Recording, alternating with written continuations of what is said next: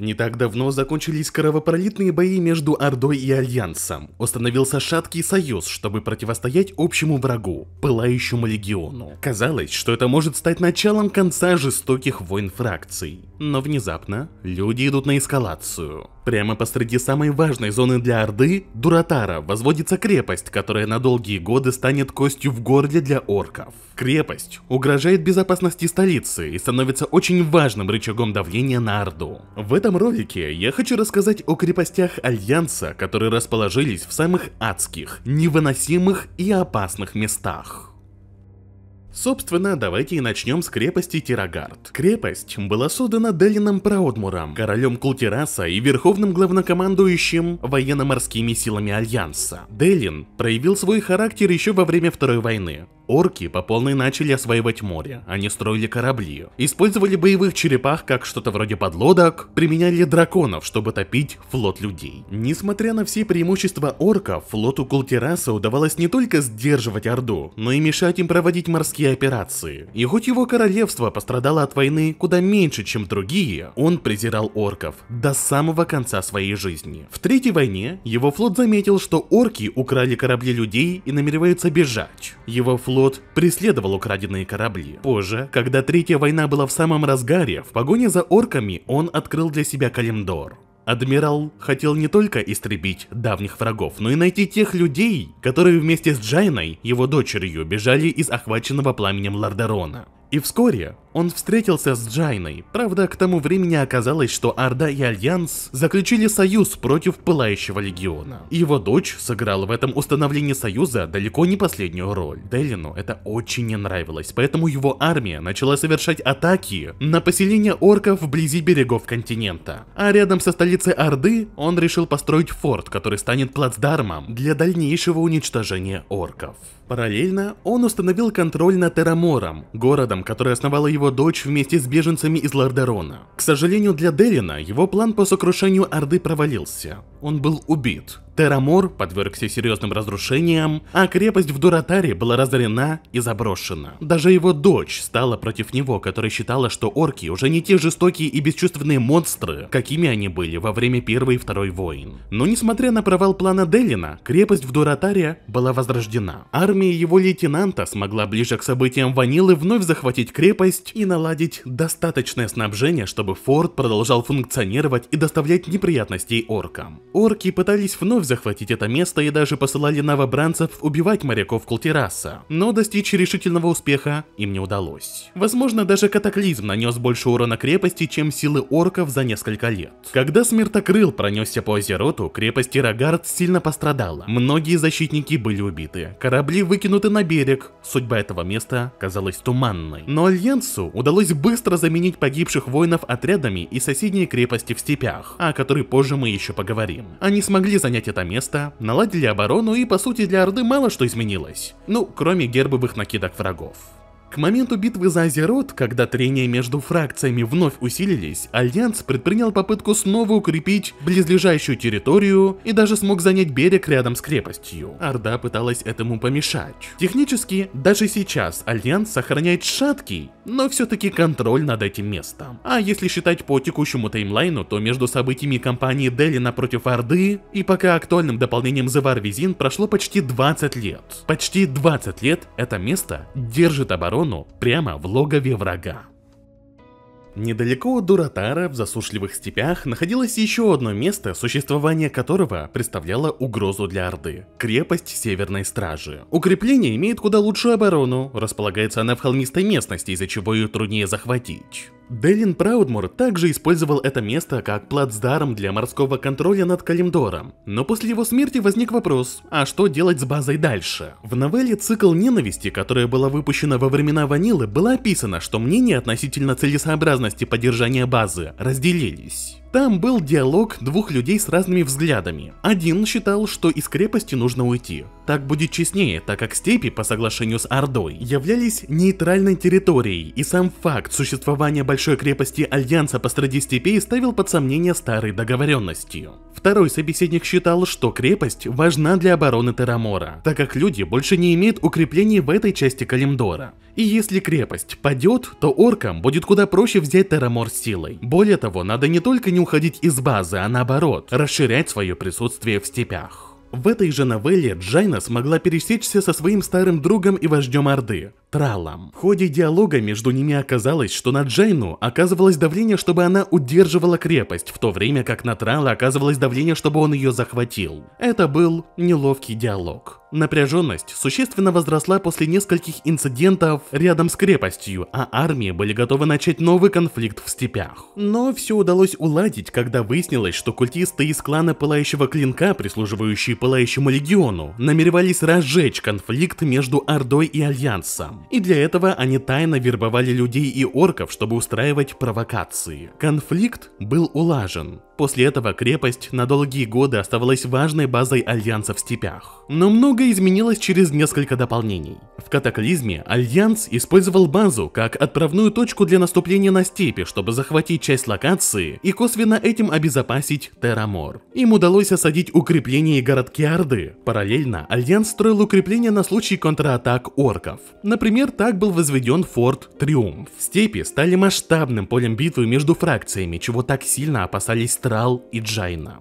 На время Орде даже удалось захватить крепость, но Альянс смог ее отбить обратно. С того момента Альянс крепко держал это место под своим контролем, пока в битве за Азерот Орда не решилась снова осадить крепость. Есть основания полагать, что разработчики планировали в битве за Азерот расширить историю этого места. Нам известно, что разработчики рассматривали возможность создать фронт в степях. Есть нереализованная музыка, ряд NPC, которые так и не были использованы. Судя по именам мобов, события должны были прямо или косвенно затронуть защитников крепости Северной Стражи и форта Триумф. Возможно, даже битва велась бы за эти базы, но планы по созданию фронта в степях так и не были реализованы. Да, хоть небольшие подвижки велись в этом направлении, это были очень ранние наработки. И как сказал Ион Хазикостас, это был испытательный полигон для того, что можно было сделать в других зонах. К моменту альфы большая часть вещей, связанных с этим фронтом, к сожалению или к счастью, была удалена. Начнется ли когда-нибудь новый конфликт между Ордой и Альянсом за степи, покажет лишь время.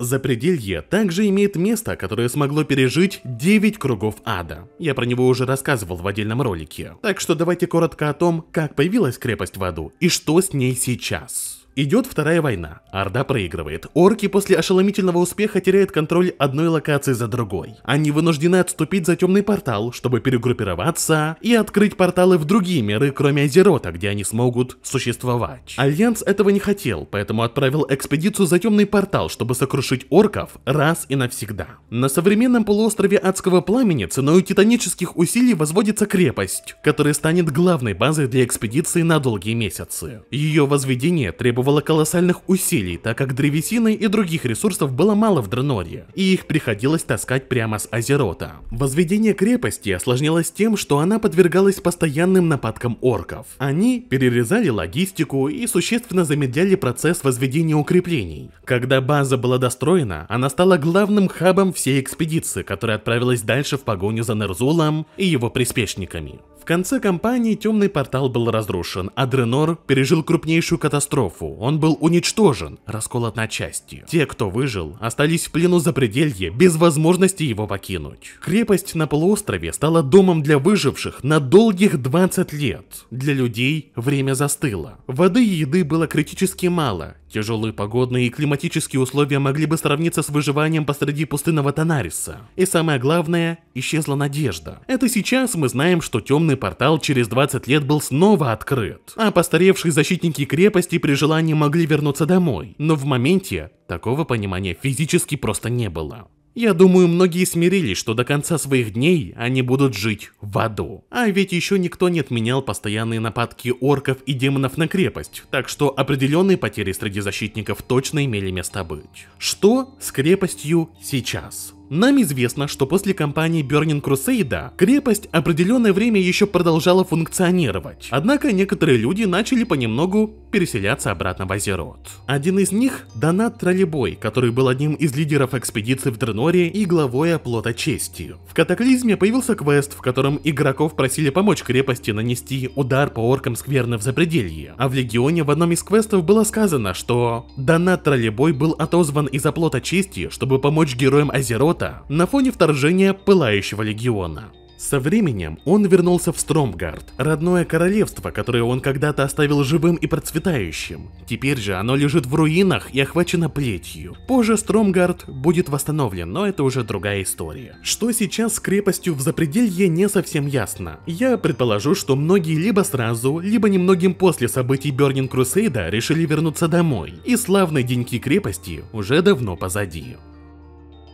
Не менее интересная экспедиция была и под командованием Артаса. В землях людей бушует катастрофа. Плеть захватывает города один за другим. Люди обращаются в чудовищ. Целое королевство находится на грани уничтожения. Артас в погоне за Натрезимом Малганисом отправляется вместе с первым легионом в Нардскол. Артас меняется. Жажда отомстить пересиливает его человеческие качества, а после обретения ледяной скорби о прошлом принце-паладине можно и вовсе забыть. Когда его люди, понимая всю опасность Нардскола, намеревались плыть обратно в земли людей, тот саботировал эти попытки, вынудив членов экспедиции идти за ними до конца. Корабли, которые должны были их вернуть домой, были уничтожены. Ну а после убийства Натрезима, Артас отправился в ледяные пустоши и бросил своих людей навсегда. Самое ужасное то, что люди до конца верили, что он вернется и поведет их обратно в Восточное Королевство. В одном из квестов Гнева Короля Лича мы видели воспоминания членов той экспедиции. Один из них говорил: «Спокойно, парень, принц скоро вернется, и мы отправимся обратно в Лордерон. Эта страшная война скоро закончится».